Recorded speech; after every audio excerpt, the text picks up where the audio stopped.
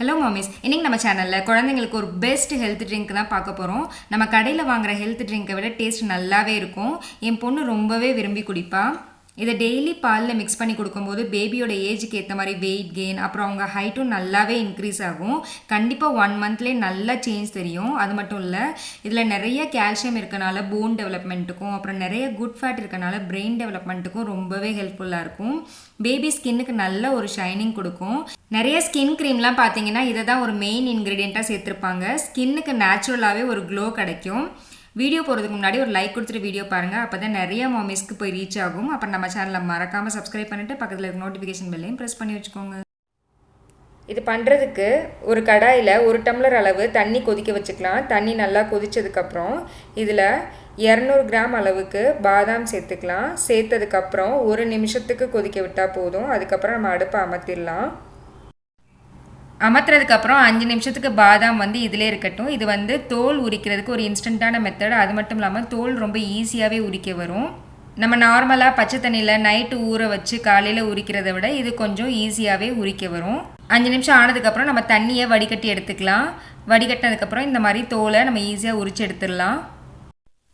தோலெல்லாம் ரிமூவ் பண்ணதுக்கப்புறம் ஒரு கடாயில் 4லேருந்து 5 நிமிஷத்துக்கு மிதமான தீயில் ட்ரை ரோஸ்ட் பண்ணிக்கலாம்.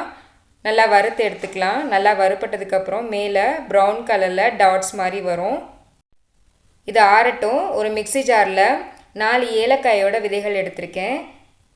இதை அரைப்படுறதுக்காக இதோட 1 டேபிள் ஸ்பூன் அளவு கற்கண்டு சேர்த்துக்கிறேன். கற்கண்டு இல்லைன்னா நீங்கள் வெள்ளை சர்க்கரை கூட, அதாவது ஒயிட் சுகர் கூட சேர்த்துக்கலாம். நல்லா பொடியாக ஃபைன் பவுடராக அரைச்சிக்கோங்க. அரைச்சதுக்கப்புறம் இதோட வறுத்த பாதாமையும் சேர்த்துட்டு இது கூட கொஞ்சமாக குங்குமப்பூ, அப்புறம் கொஞ்சமாக மஞ்சள் தூள் தேவையில்லைன்னா ஸ்கிப் பண்ணிக்கலாம். நான் கலருக்காக சேர்த்துருக்கேன். சேர்த்துட்டு இதையும் நல்லா பவுடராக அரைச்சி எடுத்துக்கலாம். அரைக்கும் போது ஒரு பல்ஸாக விட்டு அரைச்சிக்கோங்க. அப்போ தான் எண்ணெய் விட்டு வராது. அப்புறம் ஸ்பூன் வச்சு அப்பப்போ தள்ளி விட்டுக்கோங்க. அப்போ தான் அடியில் தங்காது. அரைச்சாச்சு. இப்போ அதை நல்லா ஆற விட்டுட்டு ஒரு ஏர்டைட் டப்பாவில் போட்டு வச்சிங்கன்னா வெளியில் வச்சோன்னா 1 மாதத்துக்கு நல்லாயிருக்கும். ஃப்ரிட்ஜில் வச்சா 2 மாதத்துக்கு ஸ்டோர் பண்ணிக்கலாம். நான் வெளியில் தான் வச்சுப்பேன். 1 மாதத்துக்கு வர்ற மாதிரி தான் ரெடி பண்ணிப்பேன். இப்போ பாதாம் மில்க் எப்படி ரெடி பண்ணுறதுன்னு பார்க்கலாம். இதுக்கு ஒரு பேனில் 2 டீஸ்பூன் அளவு நம்ம அரைச்சி வச்ச பாதாம் பவுடர் எடுத்திருக்கேன். இதுக்கு கொஞ்சமாக பால் சேர்த்துட்டு நல்லா மிக்ஸ் பண்ணிக்கலாம். அடுப்பை ஆன் பண்ணிவிட்டு மிக்ஸ் பண்ணிகிட்டே இருங்க. ஒரு 1 நிமிஷம் கொதித்ததுக்கப்புறம் இதோட மீதி இருக்க பாலையும் சேர்த்துக்கலாம்.